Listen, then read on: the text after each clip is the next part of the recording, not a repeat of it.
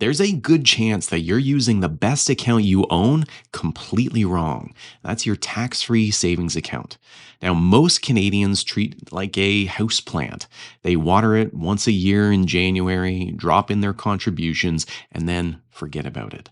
And in retirement, that quiet little habit can quietly cost your family a fortune. Because here's what almost nobody tells you: your TFSA isn't really a retirement income account at all. Used properly, it's one of the most powerful estate accounts that you have. Today, I'm going to show you how an ordinary couple with about $109,000 each in their TFSAs turns this into nearly $2 million tax free. And I'm going to show you why it should be the very last account you ever touch. Most people give their TFSAs the least attention when it actually deserves the most. Here's the pattern I see almost every week. Someone has squirreled away maybe $150,000, $200,000 in their TFSA over the years. Every January and February, they top it up and then they ignore it completely because all their attention is on their registered accounts: your RSPs, your RIFs, your LIRAs, your pensions. And there are two mistakes hiding in that. The first one, and please hear me out on this: a lot of people leave their TFSA sitting in an actual high interest savings account, earning almost nothing. Because the word savings is right there in the name. So let's be very clear. A TFSA is not a savings account. It is a tax-free investment account. What you hold inside of it, stocks, ETFs, mutual funds, that is up to you. And that single choice is worth hundreds of thousands of dollars over retirement. The second mistake is treating it as the first account to spend because the money comes out tax free and it's easy. And if either of those are you, if your TFSA is just sitting in cash or it's first on your list to spend, you are leaving the most valuable account that you own just on the bench. So, where does all the money to grow it actually come from? Well, it comes from your RSP. Let me show you. Your TFSA doesn't grow because you're clever with your contributions. It grows because your RSP meltdown feeds it every single year. Watch what happens here. Say they pull around $40,000 each out of their RSPs, but they don't need it all to live on. So the surplus after tax goes straight into their TFSAs. $7,000 this year and then slowly increasing each year. And this answers the question that everybody asks: how does a TFSA ever get to $1 million? Well, if you see here, the government rounds the annual contribution room up to the nearest $500 every so often based on the consumer price index. So the amount that you can put in just keeps rising over time. So it's not magic. It's the meltdown surplus going into the TFSA, compounding tax-free for 30 years. But here's the part that should change how you invest it. Because you'll likely never spend this money, your TFSA should be the highest growth account, not your safest. So think about it. Most couples with $600,000 or $700,000 in their RSPs with moderate spending simply never draw their TFSA down.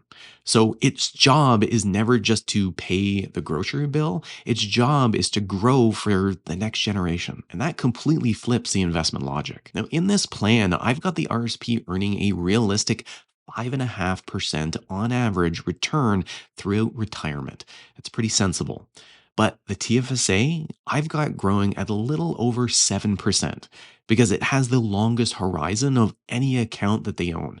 Now, it might not get spent for 30 years in this case. Now, I'm not talking about anything speculative here. I'm talking about giving your longest horizon money to do a growth oriented job because that is exactly what it is. Once you accept that this is estate money, everything changes. You stop guarding it like cash and you start growing it like a legacy. Now, let me show you where this ends up. Now, remember where we started: $109,000 for each spouse. Now, watch the line climb. Every year, the meltdown feeds it. Every year, it compounds tax free. And by the end, there it is, a little over $2 million. Same couple, a modest RSP, moderate spending, nothing exotic at all. And every single dollar of that passes to their kids completely tax free. Now compare that to an RSP. If the same money had been left inside the RSP or the RIF, the government can take 40 to 50% of it right off the top. Now, inside the TFSA, no tax, no clawback. It goes straight to the people that you love. That right there is the difference between an income account and a state account. Now, does that mean that you can never touch it? Not quite. Let me be clear about this. The default order is simple: melt the RSP and RIF down first, watching your tax rate so that you don't get any big spikes. Blend in your non registered money for those unusual spending years, a new roof, a new car, instead of spiking your RIF withdrawals and paying more tax. And shield the TFSA. Leave it for last on purpose. But last doesn't mean never. So let me tell you exactly when you should use it. You'd use it to avoid jumping into higher tax brackets in a year with unusual spending. You'd use it to soften an old age security clawback if melting your RSP aggressively could trigger a clawback.